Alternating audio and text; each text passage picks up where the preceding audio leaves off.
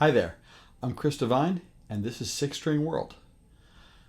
I will gladly admit I am a slight pedal enthusiast, especially drive and distortion pedals.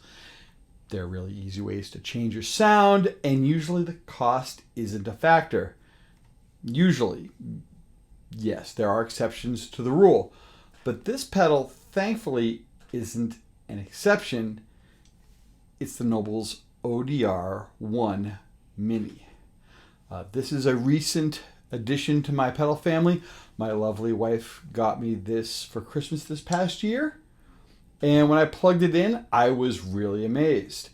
First off, the drive settings throughout the range were quite useful. The lower gain stuff that just kicks in when you hit the strings a bit harder, and it gets a bit nice and reactively gritty. It's a very cool experience working with a pedal as opposed to working against it or having it on top of your guitar sound. The way I really like to use a lower gain pedal, especially one that's just below a distortion pedal type of situation, is usually pushing this into its higher ranges. And it's kind of what we think of when it comes to mentioning overdrive. It sounds and feels more like an amp that's getting its butt kicked.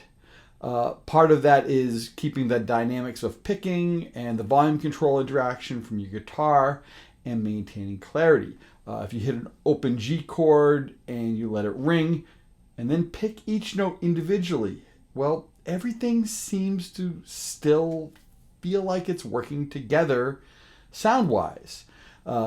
If you get into big chunky power chords, it's nice and full. Nothing's really fighting each other. Everything kind of works together.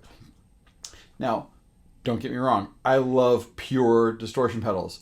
My Vertex Dynamic Distortion or my Rev G4 or a Boss DS1.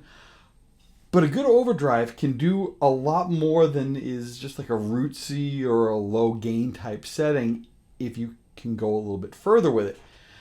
And one thing I've noticed on some overdrive pedals is past 75%, there's some diminishing returns. Usually it's with a little bit of noise or hiss, which can kind of be expected. And after that range, sometimes your signal starts compressing a bit and might feel a little bit saturated. Now, it's minimal, but noticeable on some overdrive pedals. This sometimes makes that last 25% of the drive knob feel like it's 10 to 15%. And that might make a player want to add in another pedal for boosting or gain stacking, or just move on to a true distortion pedal. Thankfully, though, that doesn't happen here. The higher gain type tones do go into that stack type sound on this pedal, but not really into one of those amp in the box type pedals. The EQ of your amp and its design will make a difference, but I found getting great big and full tones with my Blues Junior was no problem, and using it in front of my Strymon Iridium, which you heard in the earlier clip, I've set it for clean in the Vox, in the Marshall, in the Fender modes.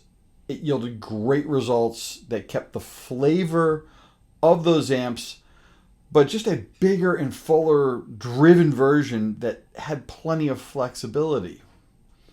The EQ control is the Spectrum control, which has a center detent. With humbuckers, I like it at 1 to 2 o'clock-ish. It gave me plenty of cut through a mix without a lot of fuss. I haven't done any gain stacking or boosting with this yet. At this point, it works great on its own, and the practices that I've had with my cover band have gone very well without having to add in another pedal into the signal chain. My big problem is my Boss MS3 switching system only has 3 loops for external pedals, and I'm trying to figure out what other drive pedals may or may not have to go. Now, when I first heard of the original ODR-1, it was in the mid-90s, and a local shop got them in, and I asked what they were. The owner just said, it's like a tube screamer, which is really not the case.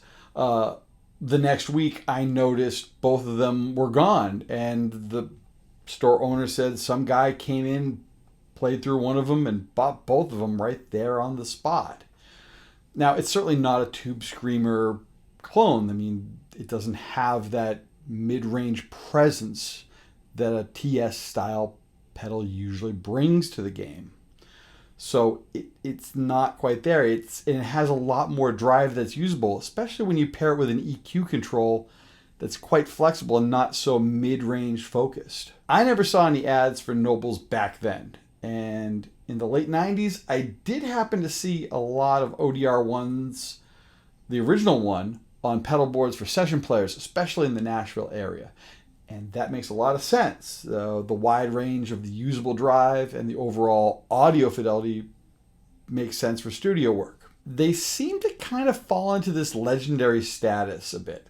I heard that certain ones certainly sounded better depending upon where and when they were built.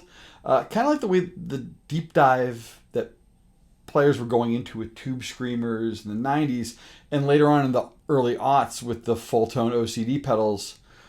And that kind of bummed me out a bit. Seeing gear, especially small stuff like pedals, get dissected and having players start to tell or even dictate what is and isn't good. And it makes showing any interest into dipping your toe into this puddle, well, it felt more like you needed to suit up to do a deep dive to see the Titanic. So a few years back, I did see a flyer for this little fella at one of the NAMM shows. And I was pretty impressed. One, because of the small size, having to fit the classic and legendary ODR-1 circuit into a small enclosure meant they hopefully picked a version that does sound really good. The true bypass switch is a great feature, and it runs on 18 volts or 9 volts. I haven't tried it at the 18 volts yet, but I'm betting it has a bit more headroom and a bit more range. But the big deal for me was the price they had listed on that flyer, and at $80, it's very reasonable. I think most single function mass-produced drive pedals should be in the sub $100 range in order to be of interest to a wide range of players. So for dipping my foot into this pool that is the Nobles ODR-1 legend, I'm pretty pleased at what it brings to the table. It's a mini pedal that sounds really cool. The price is more than reasonable.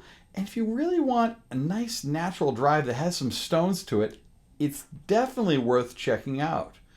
I'd love to hear from you folks out there. Do you happen to have an original Nobles ODR-1? If so, how do you like it? How do you use it? Have you compared it to one of the new mini ones? Leave a comment in the space below. Love to hear from you. If you like this channel, please hit subscribe, and the bell icon will let you know when I put up a new video. And if you like this video, you can click the thumbs up button. And if you want to share it, well, there's a button for that as well. Thanks for watching, and I'll see you soon. Take care.